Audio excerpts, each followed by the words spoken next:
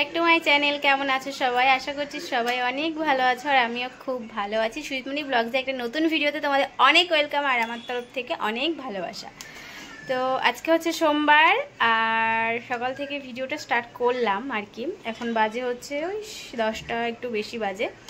তো মাথায় দেখো সকালবেলাতে একটু তেল আর একটুখানি ঘরোয়া টোটকা আর কি দিয়েছি, আর একটু পাতা ফাতা বেটে দিয়েছি। মানে একদম বর্ষাকাল যেহেতু প্রচণ্ড পরিমাণে চুল উঠছে, তো কি বলবো, চুল উঠে আমার মাথায় চুল অর্ধেক সব পড়ে গেছে।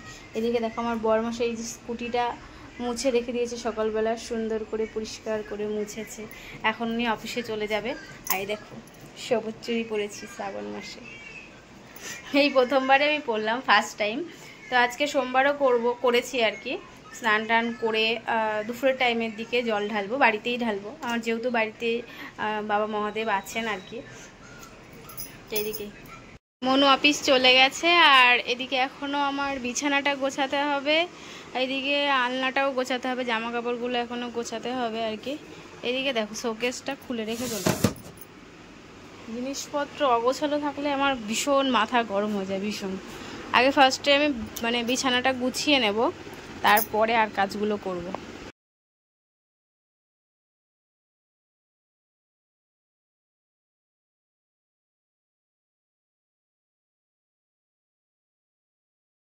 স্নান টান করে একদম রেডি হয়ে চলে এসেছি আর এখন যাব ঠাকুর ঘরে। আর এখন জল ঢালবো বাবার মাথায়। এই দেখো একটু হালকা করে সেজেও নিয়েছি আর কি, শুধু লিপস্টিকটাই পরেছি, এমন কিছু সাজিনি। এই দেখো একটা সবুজ কালারের শাড়ি পরেছি, এই শাড়িটা হচ্ছে আমার শাশুড়ি মায়ের। চলো ঠাকুর ঘরে যাই আগে। ঘরের পুজোটা দিয়ে নিয়েছে, এই যে পুজোটা দিয়ে নিয়েছে এদিকে। এবার এখানে সমস্ত কিছু রেডি করে জল ঢালবে, আমরা দুজন মিলে জলটা ঢালবো।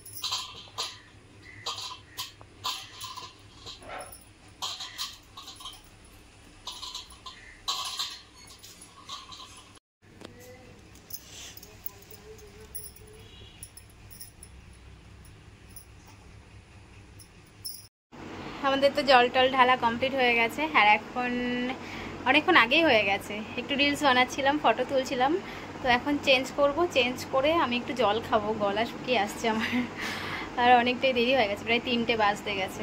চলো আগে চেঞ্জ করে নিই, তারপর তোমাদের সাথে পরে দেখা হচ্ছে। বিকালের দিকে আবার একটু চলে গেছিলাম আমি বাপের বাড়িতে, আমার একটুখানি দরকার ছিল সেই জন্য। আর বাড়িতে গিয়ে দেখি যে কেউই বাড়িতে ছিল না, আমি একা। তারপরে কিছুক্ষণ পর বাবা এসেছিল, এই যে। আর আমি দেখো ভিডিও করছি, আমার বাবা আবার দেখছে, বাবা ভাবছে যে কি করছে মেয়ে, বুঝতে পারছে না। তো এক্ষুনি চলে যাব, বাবাও যাবে আমার সাথে, দুজন মিলে এক্ষুনি চলে আসবো বাড়িতে। তারপরে বাড়িতে এসে আবার সবার মিলে একটু বায়না করলো যে মেলায় যেতে হবে। আমাদের বাড়ি থেকে একদম 2 পা হাঁটলেই বেশ একটা মেলা হচ্ছে, তো সবাই মিলে আবার চলে এসেছিলাম মেলাতে। আমার আসার খুব একটা বেশি ইচ্ছে ছিল না, কিন্তু এই যে ছোট ছোট বোনগুলো যদি বলে তাহলে কি আর আমি না করতে পারি। তো চলে এসেছিলাম মেলায়। মেলায় বেশ এবছরে অনেক দোকানপাট অনেক কিছু বসেছিল, এত দোকান কিন্তু এই মেলাতে বসে না, এবছর তো বসেছিল। আর দেখো এরা কি অবস্থা, দেখো দোকানের লাইট ভালো বলে সেখানে দোকানের সামনে গিয়ে তাই ফটো তুলছে, এদের অবস্থাটা দেখো, লোকে এদের ধরে মারেনি এটাই।